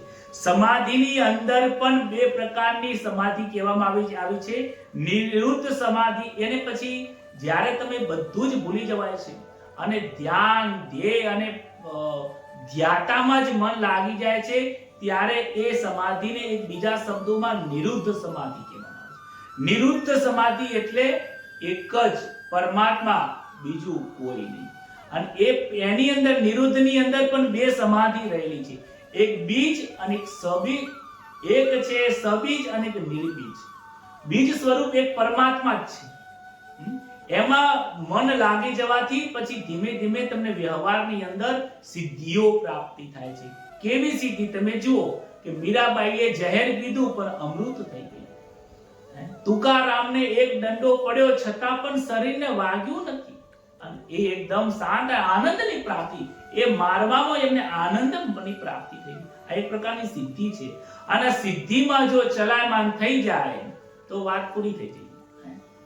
અને એ સિદ્ધિમાં પણ એ શાંત રહે, અવિચર રહે અને એ સિદ્ધિને પ્રસિદ્ધ લોકોની સાથે ન કરે તો એ નિર્બીજમાં પહોંચી જાય છે અને એને નિરુદ્ધમ સમાધિ કહે છે. એટલે કહે છે કે જે આ સમાધિને પહોંચી જાય છે, નિરુદ્ધમ સમાધિને જે ઉપરામ થઈ જાય છે, પછી એને કોઈને ફરક પડતો નથી. મીરાબાઈ, નરસિંહ મહેતા, તુકારામ, આ જે મહાન સંતો થઈ ગયા, ધ્રુવ, પહેલા, આ બધા લોકોને સમાધિ લાગી હતી. પહેલાજી જ્યારે કીર્તન કરતા હતા ને અને ત્યાં અસુર લોકો આવીને એને કીર્તન રોકવા માટે રોકતા હતા, ગુરુના પુત્ર જે હતા એ પણ રોકવા આવ્યા તો એ પણ સમાધિમાં લાગી ગયા. વિચાર કરો કે કેવું કીર્તન હશે કે પહેલાદને અડવાથી પણ એ કીર્તન કરવા લાગે. જેને જીવનમાં ક્યારેય કીર્તન કર્યું નથી એને સ્પર્શ કરવાથી પણ કીર્તન લાગ્યું. એ કેવો કરંટ લાગી ગયો હશે. પરંતુ એના પિતાને કરંટ ન લાગ્યો. કેમ? કારણ કે એનામાં એટલી બધી દુર્બુદ્ધિનો માણસ ભરેલો હતો કે એને એટલો બધો કરંટ લાગ્યો નહીં, કારણ કે એનો બલ્બ ઉડી ગયેલો હતો. એટલા માટે હિરણ્યકશ્યપને ત્યાં કીર્તન ના થયું, બીજા બધા લોકોને કીર્તન લાગી ગયું. એટલે આવી તમને સિદ્ધિઓ પ્રાપ્ત થઈ જાય છે. પરંતુ મહાપુરુષો ક્યારે સિદ્ધિઓને પ્રસિદ્ધ કરતા નથી. માટે સિદ્ધિની અંદર શાંત રહેવાનું છે. અને જે આ નિરુદ્ધને પ્રાપ્ત થઈ જાય છે અને એ વ્યક્તિ પોતે પોતાનામાં સંતુષ્ટ થઈ જાય. કેવો સંતુષ્ટ થઈ જાય છે કે હવે મારે જેને પ્રાપ્ત કરવાનું હતું એ પ્રાપ્તિ હું ખુદ એ સ્વરૂપ થઈ ગયો. બરફ હતો એ પાણીમાંથી જ બનેલો હતો અને બરફ પછી પાણીમાં ઓગળી ગયો અને પોતાના મૂળ સ્વરૂપમાં જતો રહ્યો. પછી એને બીજી કોઈ પ્રાપ્તિ કરવાની રહી નહીં. એના સ્વરૂપ આગળ કહે છે કે જે તત્વની પ્રાપ્તિ કરવાની, જે ધ્યાન જેના માટે કરવાનો હતો એ વસ્તુની પ્રાપ્તિ થઈ ગઈ. હવે બીજું કંઈ કરવાનું રહ્યું નથી. સુખમાત્યંતિકમ યત બુદ્ધિગ્રાહ્યમ ઇન્દ્રિયમ વેત્તિ યત્ર ન ચૈવાયમ સ્થિતિં ચલતિ તત્વતઃ. જે સુખ અત્યંતિક, અતિન્દ્રિય અને બુદ્ધિગ્રાહ્ય છે તે સુખનો તે અવસ્થામાં અનુભવ કરે છે. જ્યારે નિરુદ્ધમ સમાધિ પ્રાપ્તિ થઈ જાય છે, ધ્યાનમાં જેને પરમાત્માની પ્રાપ્તિ થઈ જાય છે, પોતાના સ્વ સ્વરૂપમાં થઈ જાય છે ને, ત્યારે એને કેવું સુખની પ્રાપ્તિ થાય છે? અત્યંતિક સુખ પ્રાપ્ત થાય છે. આપણને જે ખાવાથી સુખ મળે છે ને એ કેવું સુખ છે? ક્ષણિક સુખ છે. એ એવું સુખ છે કે એ ક્ષણિક સુખ છે, એ નાશવંત સુખ છે. તમને ભૂખ લાગી, સારું સારું ખાઈ લીધું, બહુ મજા આવી ગઈ, પકોડી ગાધી, ખૂબ મજા આવી ગઈ, પરંતુ બીજા દાડે ફરીથી પકોડી ખાવાની ઈચ્છા થશે. કેમ કે એ નાશવંત છે. એક વખત સુખની પ્રાપ્તિ કરી, ફરીથી બીજું સુખની પ્રાપ્તિ થશે. સંસારના સુખ લિમિટેડ છે, હદવાળા છે. પરંતુ જ્યારે આ નિરુદ્ધ સમાધિની શાંતિ પ્રાપ્તિ થઈ જાય છે, જ્ઞાન યોગ, ભક્તિ યોગ, ધ્યાન યોગની જ્યાં ઈશ્વરની પ્રાપ્તિ થાય છે, ત્યાં અત્યંતિક સુખ, અમર સુખ પ્રાપ્ત થાય છે. એ સુખ પ્રાપ્ત થયા પછી મળતું નથી. અક્ષય સુખ, જેનો ક્ષય નથી, એવું સુખ પ્રાપ્ત થાય છે. એકાંતિક સુખ થાય છે. એક સુખ, જે સુખની પ્રાપ્તિ કર્યા પછી બીજા કોઈ સુખની ઈચ્છા ન થાય, એનું નામ આત્યંતિક સુખ છે. એ સુખને બીજા શબ્દોમાં ભગવાને કહ્યું છે અતિન્દ્રિય. અતિન્દ્રિય સુખ એટલે કેવું સુખ કે જે આ ઇન્દ્રિયથી પ્રાપ્ત નથી થતું. સંસારનું સુખ ઇન્દ્રિયથી પ્રાપ્ત થાય છે. સંસાર નાશવંત છે અને આ શરીર પણ નાશવંત છે, એટલે નાશવંત ને નાશવંતથી સુખ મળે. પરંતુ અખંડ સુખ આ ઇન્દ્રિયોથી, આંખથી ભગવાનના દર્શન કરવાથી સુખની પ્રાપ્તિ ના થાય. તમે મંદિરે જાઓ, ભગવાનના તમે દર્શન કરો તો એ સુખ પણ કેટલું છે કે જ્યાં સુધી તમે ઊભા છો ત્યાં સુધી, પછી ત્યાંથી તમે જેવા જશો પછી એ સુખની પ્રાપ્તિ થતી નથી. ભજનમાં બેસો, જ્ઞાન કરો, આ કથા સાંભળો, આ પણ હદવાળું સુખ છે. કેમ કે આ સુખ તમને ક્ષણિક છે, અત્યારે પ્રાપ્ત કર્યું, પણ કલાક પછી આ વિડિયો જેવો પૂરો થઈ જશે એટલે પછી તમે પાછા વ્યવહારમાં જતા રહેશો. ક્ષણિક સુખ છે. પરંતુ નિરુદ્ધ સમાધિ જેને લાગી જાય છે, જેને આ વસ્તુ પ્રાપ્ત થયા પછી ઇન્દ્રિયના સુખથી પણ પર સુખ છે. એ મનથી કે આ શરીર કે હાથ કે પગથી કે બેસવાથી કે સાંભળવાથી સુખની પ્રાપ્તિ થતી નથી. એ એનાથી પર સુખ છે. એ ઇન્દ્રિયાતીત સુખની પ્રાપ્તિ થાય છે. પછી શબ્દ વાપરે છે બુદ્ધિગ્રાહ્ય. જે સુખની પ્રાપ્તિ માટે ત્યાં બુદ્ધિ પણ પહોંચી શકતી, એ બુદ્ધિ પણ પર છે. ઘણા લોકો કહે છે કે એક મહાભારતમાં ઘટના આવે છે. કેવી ઘટના આવે છે હું તમને જણાવું.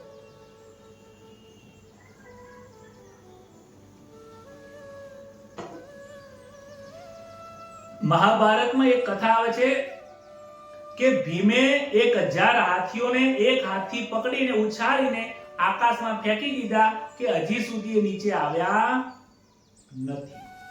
આવું કોઈ સાંભળે તો પછી એમ લાગે કે આવું ખરેખર સત્ય હોઈ શકે, પરંતુ ખરેખર સત્ય છે. મહાભારતની અંદર આ ઉલ્લેખ કરેલો છે.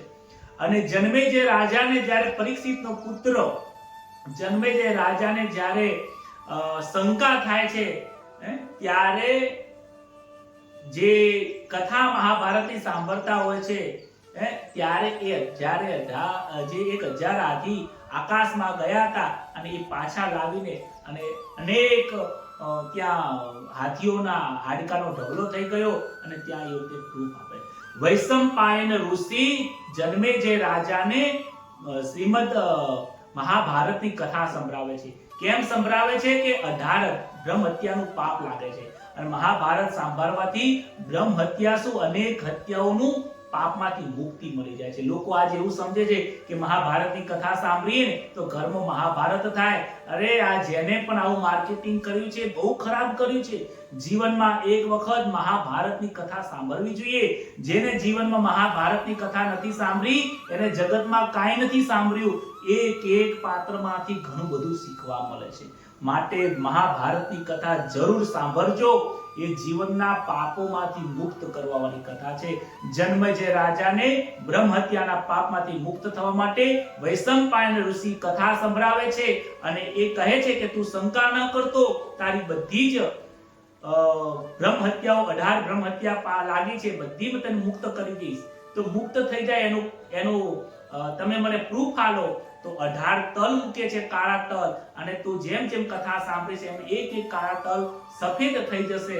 પરંતુ અહીંયા શંકા કરે છે કે મહારાજ, જન્મેજય મહારાજ શંકા કરે છે કે ઉભા રહો, મને આ સમજાતું નથી કે ભીમમાં એટલી બધી તાકાત હતી કે બધા આકાશમાં ફેંકી દીધા હાથીને, અને એ કાળો તલ ધોરો થતો નથી.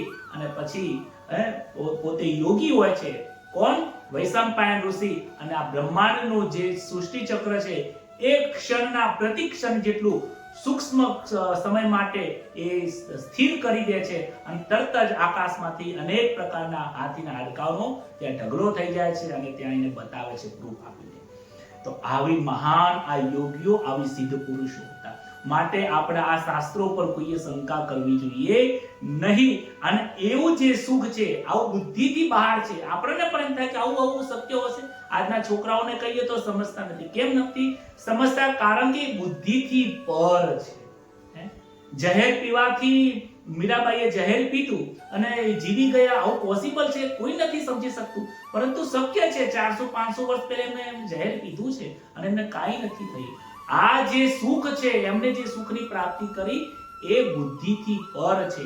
માટે એ તો જેને અનુભવ કર્યો છે એ જ કરી શકે, બાકી જેને અનુભવ નથી કરે એને ખબર પડતી નથી. માટે એક ભગવદ ગીતાના એક શંકર મહારાજે એક ખૂબ એમની ભજનમાં કહ્યું છે, હદ ઉપર જઈ બેઠી રે પ્રેમ ગલીમાં પેઠી રે, સુરતા મારી છેલડી રે જી. શું કહે છે? હદની પાર, સંસાર હદમાં રહેલો છે અને હદની બહાર જે છે એ પરમાત્મા છે. પરમાત્મા અનહદ છે, સંસાર હદમાં છે. હું તો હદની બહાર ખીલું છું અને હદની અંદર જઈને આ ભજન અને આ કથા કરું છું, એટલે મને એ આનંદ આવે છે. તમે બધા તો હદમાં છો, એટલા માટે તમે દુઃખી થઈ. હદમાં ખેલે હૈયા ફૂટ્યો આ સંસાર. સંસાર આ હદમાં ખીલી રહ્યો છે. આ જગતના લોકો સંસારમાં છે માટે દુઃખ છે. હૈયા ફૂટ્યો આ સંસારમાં દુઃખ છે. આવું શંકર મહારાજ કહે છે. ભગવાન અનહદ છે. આ જે સુખની વાત કરી છે, અત્યંતિક સુખ જે કીધું છે, અતિન્દ્રિય સુખ કીધું છે, બુદ્ધિ ગ્રાહ્ય, જ્યાં બુદ્ધિ પણ ત્યાં પહોંચતી નથી, એ સુખની જે વાત છે ને, અનુભવની આવવાની રે, અનુભવ વિના વાજની રે. મીરાબાઈ, શંકર મહારાજ, તુકારામ, એમને આ અનુભવ કર્યો છે. આ ભગવદ ગીતાની કથા કરીને મને જે અનુભવ થાય છે, જે આનંદની પ્રાપ્તિ થાય છે, એ આનંદ હું શબ્દોમાં વર્ણન જ ના કરી શકું. કારણ કે એ એવો આનંદ છે કે એ શબ્દોથી અતીત છે, શબ્દોથી વર્ણન કરી શકાય એવું નથી. અવર્ણવિક એ આનંદ છે. એટલે કહે છે બુદ્ધિ ગ્રાહ્ય. એટલા માટે કહે છે અવાચ્ય પદ. ઈશ્વરનું પદ કેવું અવાચ્ય છે, એને હું શબ્દોમાં વર્ણન કરી શકવા માટે સક્ષમ નથી. અને શું કહે છે? શંકર શોધ્યા વિના ન આવે પાર, હદ ઉપર જઈ બેઠી રે પ્રેમ ગલીમાં પેઠી રે. ઈશ્વરની ગલી એ પ્રેમની ગલી છે. પ્રેમનું જે સ્વરૂપની પ્રાપ્તિ કરી છે એની તો વાત જ શું થાય? જેને ઈશ્વર સાથે પ્રેમ કર્યો છે, મીરાબાઈ ઈશ્વરની સાથે પ્રેમ કર્યો. પ્રેમ ગલીમાં પેઠી રે, સુરતા એટલે મારું બુદ્ધિ ક્યાં પહોંચી ગઈ છે? મારી સુરતા એ ગલીમાં પ્રેમના ઈશ્વરમાં પહોંચી. સુરતા મારી છેલડી રે, મારી ત્યાં છેલ કરી રહી છે, ત્યાં મારી સુરતાઓ રમી રહી છે, ત્યાં નૃત્ય કરી રહી છે. આનંદની પ્રાપ્તિ, જ્યારે આનંદ આવે ને ત્યાં તે જગ્યા ઉપર પહોંચી જાય છે. એટલે કહે છે કે આ સુખની જે અવસ્થા છે, એનો જે અનુભવ કરે છે, એ સુખમાં જે સ્થિત થયેલો છે, એ સદા ધ્યાન યોગી છે અને એ ક્યારે પણ કોઈ જગ્યાથી વિચલિત થતો નથી.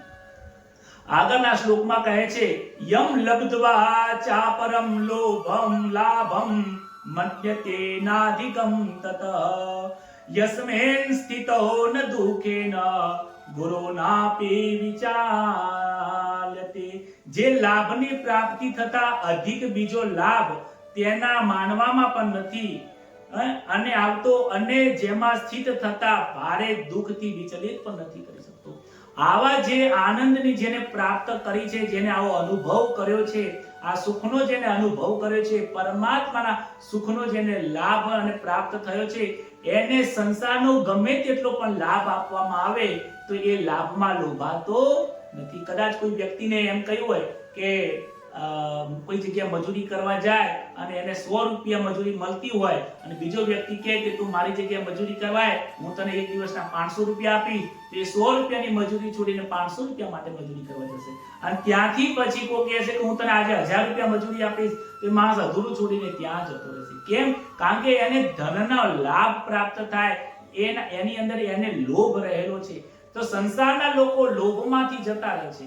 પરંતુ ઈશ્વરની જેને પ્રાપ્તિ કરી છે, અત્યાંતિક સુખની પ્રાપ્તિ કરી છે ને, બુદ્ધિગ્રાહ્ય સુખની પ્રાપ્તિ કરી છે, એ વ્યક્તિને ગમે તેટલા લોભ અને પ્રલોભન આપવામાં આવે તો એ વ્યક્તિ વિચલિત થતો નથી. ગમે તેટલા દુઃખ આવી પડે, ભીડ આપવી પડે, એમના ઉપર ગમે તેટલા ટુકડા કરવામાં આવે, સંતોને કેટલાય નિંદા કરવામાં આવી છે. રાજા હરિશ્ચંદ્રને પોતાની પત્નીને વેચી દેવી પડી સત્યના ઉપર, છતાં પણ એમને સત્યનો માર્ગ છોડ્યો નથી. પોતાના શરીરની ખાલ ઉતેરી દેવામાં આવે અને ગરમ ગરમ તેલમાં પણ જો એને તળી દેવામાં આવે તો પણ એ વ્યક્તિ એ સુખની અંદર એટલો સ્થિર થઈ જાય છે, અવિચરતની પ્રાપ્તિ કરી જાય છે કે ક્યારે ચલાયમાન થતો નથી. એ સિદ્ધ યોગી થઈ જાય છે. આગળ કહે છે તમ વિદ્યા દુઃખ સંયોગ વિયોગમ યોગ સંમિતમ સનિશ્ચયેન યોક્તવ્યો યોગ નિર્વ્યાન ચેતસા. ભગવદ ગીતાના 6થા અધ્યાયના અંદર 23મા શ્લોકમાં કહે છે જેમાં દુઃખનો સંયોગનો જો વિયોગ છે તે જ યોગને જાણવો જોઈએ. દુઃખનો સંયોગનો વિયોગ, દુઃખનો સંયોગ કેમ કીધો છે? સંસાર એ દુઃખ રૂપ છે અને દુઃખનો જેનો સંયોગ થયો છે એટલે સંસારના જે જીવાત્માઓ છે એને દુઃખનો સંયોગ કીધો છે અને એનો જેને વિયોગ થઈ ગયો છે. સંસારમાં સિદ્ધ પુરુષો રહે છે, એમને દુઃખ પ્રાપ્ત તો થાય છે, અનેક લોકો નિંદા તો કરે છે, માન અપમાન કરે છે, એને ઘરમાંથી કાઢી મૂકે છે, સંસારમાંથી એને બહિષ્કાર કરી દે છે, એનો અનેક પ્રકારના દુઃખો પ્રાપ્ત થાય છે. છતાં પણ જેને આ બધી જ દુઃખોને જેને વિસ્મૃતિ કરી દીધી છે, એનો વિયોગ જેનો થઈ ગયો છે એ જ સાચો યોગી છે. કહે છે કે સંસારનો દુઃખરૂપી સંસારનો જેને વિયોગ થઈ ગયો એ યોગી છે. અને એવું જે યોગી છે અને આવો વ્યક્તિ જે વારંવાર અભ્યાસ કરે છે એ જ ધ્યાનનો અધિકારી છે અને નહીં કંટાળેલા ચિત્તના નિશ્ચયપૂર્વક જે પછી કંટાળી જાય છે કે હવે ભગવાનનું ભજન કરવામાં તો લોકો નિંદા કરે છે, ભજન કરવામાં તો શરમ આવે છે, મારા કરવામાં તો શરમ આવે છે, ના જોડે નવીનો ભગતરો કોઈ દાડો તો ભજનમાં કરવા નતા જતા, આજે હવે ભજનનો રંગ લાગી ગયો. લોકો તો ભાઈ આવું કહેવાના હો, ક્યારે ભજનમાં ના બેઠા હોય, ના કથા સાંભળી હોય, ના જોડે નવીના હવે કથા સાંભળતા થઈ ગયા. પહેલા તો કેટલી બોલતા હતા. આપણો ખરાબ જૂનો વ્યવહાર જોઈને લોકો આપણી નિંદા કરવાના, પણ જેટલી તમારી નિંદા કરશે ને એટલું સારું છે. હું તો એવું ચાહું છું કે આખી દુનિયા મારી નિંદા કરે, આખી દુનિયા નિંદા કરે, એનાથી સારું એ છે કે આપણું પાપ બીજો વગર કામનું આપણે પાપ બધું લઈ જાય છે. એટલે નિંદા કરે એટલું સારું છે. સુખી થજો કે નિંદા લોકો આપણી કરે. માટે કહે છે કે આ કાર્ય કરવાથી જો તમને ઈશ્વરની પ્રાપ્તિ કદાચ ન થાય અને મૃત્યુની અવસ્થા આવી જાય તો પણ તમારે તમારો પુરુષાર્થ છોડવાનો નથી. આ 23મા શ્લોકની અંદર કહે છે કે તમે ધ્યાન અને આ યોગીઓએ ક્યારે પોતાનો પુરુષાર્થ છોડવાનો નથી. હંમેશા યોગ કરતા રહો, ભજન કરતા રહો, ઈશ્વરની પ્રાપ્તિનું લક્ષ્ય રાખતા રહો. આ કરતા કરતા પણ જો શરીર છૂટી જશે તો પણ આવનારા સમયની અંદર તમને અહીંયાથી જ પ્રાપ્તિ થશે. માટે દુઃખ હારી જવાનું નથી. મને તો ઈશ્વર મળતા નથી, ભગવાનના દર્શન થતા નથી, મારું મન સ્થિર થતું નથી, આવા કુવિચારો મનમાં લાવીને હારવાનું નથી, બલકી વધારે તાકાત લાવવાની કે મારે હજી પણ જરૂર છે, મારા એટલા બધા પાપો છે કે હું હજી પણ આ ધ્યાન અને પરમાત્માની પ્રાપ્તિ માટે લાયક બન્યો નથી. જ્યાં સુધી હું લાયક ન બનું ત્યાં સુધી મારે આ છોડવાનું જ નથી. પરમાત્માની પ્રાપ્તિ ન થાય ત્યાં સુધી હું આ પરમાત્માની કથા સાંભળવાનું અને એમનું ભજન કરવાનું, એમનું સ્મરણ કરવાનું, આ યોગ, કર્મયોગ, જ્ઞાન યોગ, ધર્મ યોગ હું છોડવાનો નથી. એવી સ્થિર બુદ્ધિ કરીને પરમાત્માનું ભજન કરવાનું છે. આજની આ કથાને હું અહીંયા અલ્પ વિરામ આપીએ છીએ. આવતીકાલે ફરીથી 24મા શ્લોકથી ભગવાનની કથાને આપણે આગળ ધપાવીશું. બોલો શ્રી કૃષ્ણ કનૈયા કી જય. આવો આજે જે ધ્યાન યોગ આપણે સાંભળ્યો છે તો પરમાત્માનું નામ લઈને એ ધ્યાન મગ્ન થઈએ, ભગવાનનું કીર્તન કરીએ. આવો આનંદ કરીએ.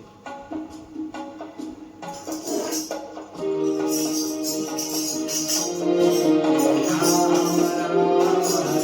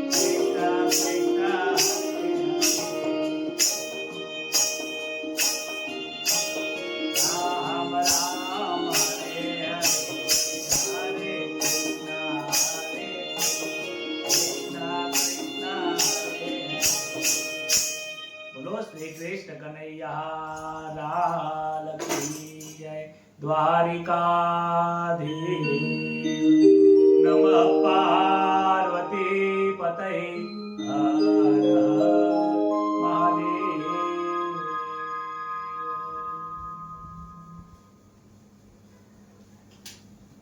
સૌને જય શ્રી કૃષ્ણ, રાધે રાધે. આજની કથા કરીને અદ્ભુત આત્યંતિક સુખની પ્રાપ્તિ થઈ હોય, બુદ્ધિગ્રાહ્ય સુખની પ્રાપ્તિ થઈ હોય એવો અનુભવ થાય છે, એવો આનંદ થાય છે. આશા રાખું છું તમને પણ ખૂબ ખૂબ આનંદ થતો હશે. અને આજે જે ધ્યાન યોગ સાંભળ્યો અને ધ્યાન કેવી રીતે કરી શકાય અને ધ્યાનમાં મન કેવી રીતે લગાય એ આજે સાંભળીને આપણે જીવનમાં ઉતારીએ અને થોડું થોડું પણ ધ્યાન કરવાનો પ્રયત્ન કરીએ. રાત્રે પણ સૂતા સૂતા પણ જે કથા સાંભળી એના વિશે જરૂર મનન કરતા કરતા આપણે નીંદ લઈએ. સાથે જય શ્રી કૃષ્ણ, શુભરાત્રિ.